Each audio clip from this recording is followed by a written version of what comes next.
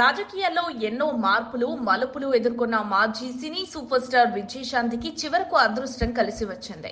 BRS నుంచి కాంగ్రెస్ కు, కాంగ్రెస్ నుంచి బీజేపీకి, తిరిగి బీజేపీ నుంచి కాంగ్రెస్ కు మారుతూ రాజకీయాల్లో 10 ఏళ్లుగా గందరగోళ పరిస్థితులను ఎదుర్కొన్న విజయశాంతి చివరకు చట్టసభలో అడుగుపెట్టే అవకాశం దక్కించుకున్నారు. మహాసముద్రం లాంటి పార్టీ కాంగ్రెస్ పార్టీలో, ఆ పార్టీలో అధిష్టానంతో సరైన సమయంలో టచ్ లోకి వెళ్లాలి. వారిచ్చిన హామీని గుర్తు చేయాలి. రాములమ్మ కాంగ్రెస్ లోకి చేరే సమయంలో అప్పటి రాష్ట్ర వ్యవహారాల ఇన్ఛార్జ్ మాణిక్రావు ఠాక్రేకు తనకు పదవి ఇవ్వాలనే షరతు పెట్టారట. ఈ షరతును గుర్తు చేసేందుకు అవసరమైతే అధిష్టానం చుట్టూ తిరగాలి, అనుకున్నది సాధించాలి. ఇప్పుడు రాములమ్మ విజయశాంతి అదే చేశారు. ఢిల్లీలో కాంగ్రెస్ పెద్దలను కలిసి తనకు ఇచ్చిన హామీని గుర్తు చేస్తూ ఎమ్మెల్సీ టికెట్ కావాలని కోరినట్లు సమాచారం. దెబ్బకు అధిష్టానం దిగి వచ్చింది. అందుకేగా ఆవిడను రాములమ్మ అని తెలంగాణ ప్రజలు పిలుచుకునేది. తెలంగాణలో కాంగ్రెస్ ఖరారు చేసిన ఎమ్మెల్సీ అభ్యర్థుల జాబితాలో విజయశాంతి పేరు చోటు దక్కించుకోవడం రాజకీయ వర్గాల్లో చర్చనీయాంశమైంది. తెలంగాణలో ఎమ్మెల్యేల కోటాలో 5 ఎమ్మెల్సీ స్థానాలను భర్తీ చేయాల్సిన పరిస్థితి ఏర్పడింది.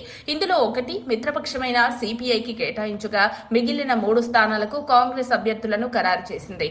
కాంగ్రెస్ ప్రధాన కార్యదర్శి కేసీ వేణుగోపాల్ ఆదివారం సాయంత్రం విడుదల చేసిన ప్రకటనలో విజయశాంతి తో పాటు అసెంబ్లీ ఎన్నికల్లో టికెట్ దక్కినప్పటికీ చేజారిన అద్దంకి దయాకర్, శంకర్ నాయకుల పేర్లు వెల్లడించారు. ఎమ్మెల్సీ స్థానాలకు నామినేషన్లు సోమవారంలోగా దాఖలు చేయాల్సి ఉంది. కాంగ్రెస్ కు 3, బీఆర్ఎస్ కు 1 స్థానం దక్కనున్నాయి. విజయశాంతి తొలిసారిగా 2009లో మెదక్ నుంచి బీఆర్ఎస్ తరపున ఎంపీగా గెలిచారు. తెలంగాణ ఉద్యమ సమయంలో బీఆర్ఎస్ కు చెందిన 2 ఎంపీల్లో ఒకరు కేసీఆర్ కాగా మరొకరు విజయశాంతి.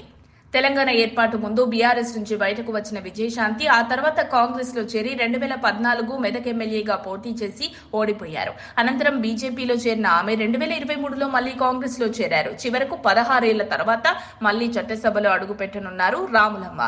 అది కూడా అధికార పార్టీ సభ్యురాలిగా. మరి తన రాజకీయ సెకండ్ ఇన్నింగ్స్ లో ఎంతవరకు రాములమ్మ రాణిస్తారో వేచి చూడాలి.